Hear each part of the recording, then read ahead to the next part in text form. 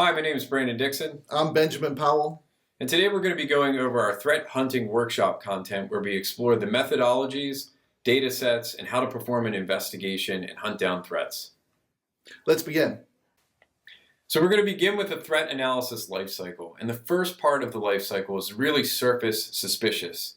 And what that means is we're trying to find something on our network or maybe from a partner that we don't really know too much about. We don't know whether it's good or whether it's bad. So what devices are gathering that information internally that we can use to bring that suspicious indicator into life? Well, in some networks, we have things like intrusion detection systems or intrusion prevention systems. We may have proxy logs or web server logs. And some of those devices might have signatures and monitors in place. Or if you're an advanced organization, you might even have your own in-house data collection, your ability to mine all of the data that you have internally.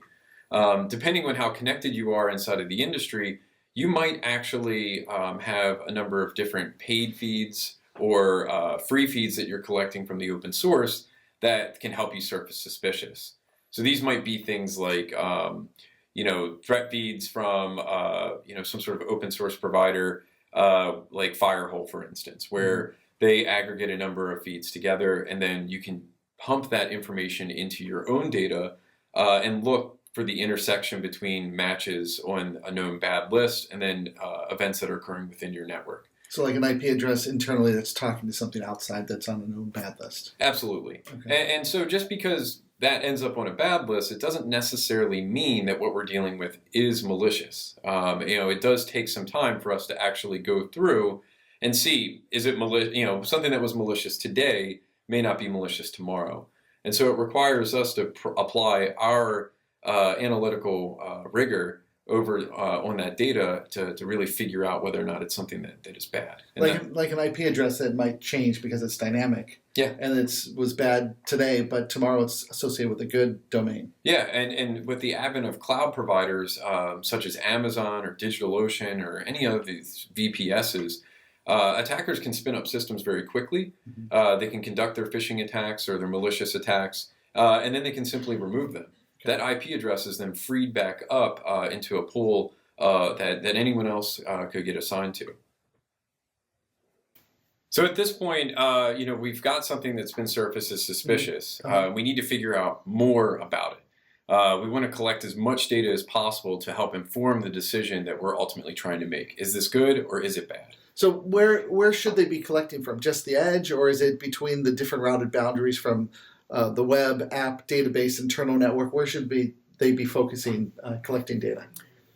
Really, it should be trying to focus as many places as possible. So from a risk IQ perspective, we're going to be focusing on the external internet-facing data.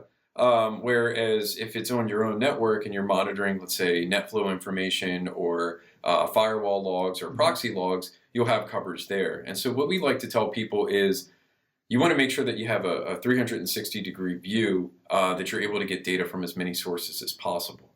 And really that's important simply because in the event that you experience a breach, the external data is going to be really helpful in understanding and enriching maybe what the attacker's infrastructure looked like. But if that attacker is now laterally moving within your network or changing infrastructure or even becoming an employee of your organization, you need to make sure that you have your own data and visibility into that. And as the attack changes over time, if we can find that indicator that was communicating out and showing all the infrastructure that's being used, we can see how that attack might change over time and be able to prevent it potentially. Yeah, absolutely. And so, at this stage, having that internal data is extremely important. Having the external data is important as well. But you also can't lose sight of the fact that you have peers and other industry groups that you could work with. So I know, for instance, that I've worked with the FS-ISAC. And I've worked with InfraGuard. Yeah. So we're able to leverage these organizations where it's sometimes peers as part of the same industry, or just folks that are very interested in having good security posture and good defense. And we can work together to essentially exchange information, attacks that we're seeing that they may not see, and so on. And that allows us to kind of help look inside of our network to figure out if we're dealing with something that maybe our detection systems miss. Yeah, and I've worked with projects within Passive Total to be able to have peers from outside be able to look at the the investigation that we're conducting. Yeah, that's a great point. That is kind of what I would consider almost like an open source intelligence source, where just like I could put a piece of infrastructure into Google and run a search to see what results come back. If I'm using something like RiskIQ's passive total, and that even the free version, as I'm pivoting around on a piece of infrastructure, if there's a public project that someone else has created, maybe an industry peer or an individual, that information will come associated up with the search results that I have, and I can investigate that further. Okay, so now we have all of this data, and you'll note in the slide that I put collect data. I didn't put collect intelligence. And so it's at this point where we've got something that we know is suspicious. We're not quite sure if it's good or bad. Should we spin up a response team? Is it false positive? We've collected as much data as possible, and now we want to make an assessment. We want to take all of that information, aggregate together, and try to tell a story as to what might have occurred here. Are we dealing with an attack? Are we dealing with a false positive? And that's at that point where we're transforming that data into raw intelligence. And so here, this is where you want to leverage your subject matter expertise, and that takes a while to develop. When I was first starting out as an analyst, I was always amazed that I would talk with peers in the industry, and I would say, hey, I'm looking at something, I think this is totally bad, and then one of my buddies would tell me, oh, you're looking at a hosting provider. Right. It's a shared infrastructure, it has common overlap all over the place. How could you not see this? And for me, it was discouraging because I was trying to apply all this data analysis and collecting as much information as possible, and it was very time consuming. Right. But I didn't know what to actually look for.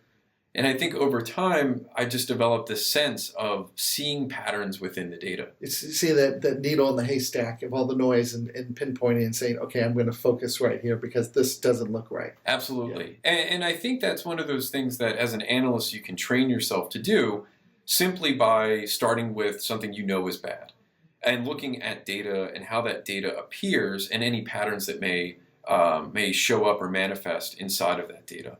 So if we know that something's bad and then we see common patterns on bad infrastructure, then we can start to train ourselves that in the future when we see those patterns, we might be dealing with something bad. Like a certificate associated with malware. Yeah. Then if we see that certificate being used on a different host, then we can say, hey, that doesn't look right. Sure. Or one of the great examples I like to use is sometimes threat actors will actually take a domain that they're using for command and control for malicious purposes, and when they're done conducting operations for the day, they'll shut it off by parking that domain on an address, an IP address that doesn't actually route to anything on the internet. So an example of that might be 127.0.0.1, which is your local loopback address. And so you might ask yourself, well, why would someone do that? Well, there really is no good reason why. So in the event that you're ever looking at infrastructure, and for me personally, when I see a non-routable address appear associated to a domain, I tell myself, I'm probably dealing with something at least suspicious because that's not a normal behavior. And then how are we detecting that non-routable IP that's out on the internet? Is that through the DNS or name servers, or how are we getting that? So that in that case would be something like passive DNS or performing an active resolution, which we'll discuss later in the course. But what's really important here to take away is that there's just patterns that may exist. Things that if you're asking yourself, like, man, that looks really strange, right. Like, is that normal behavior? Then chances are it may not be normal. And that helps to make the assessment. And I think what's important with this threat analysis lifecycle is that you want to have a process in place that is first surfacing something that's suspicious, making sure that you're trained in collecting data. And this may change over time. You may get more data sources, you may lose some data sources. But ultimately, you want to make an assessment. You don't want to enter a state where you're just never doing anything, because that wouldn't help anyone. Right. And later, when we get into projects, we can show how you can look at the history of the project for somebody who's a junior analyst to see how this investigation progressed over time. Yep. So they can learn as well. Yeah, absolutely.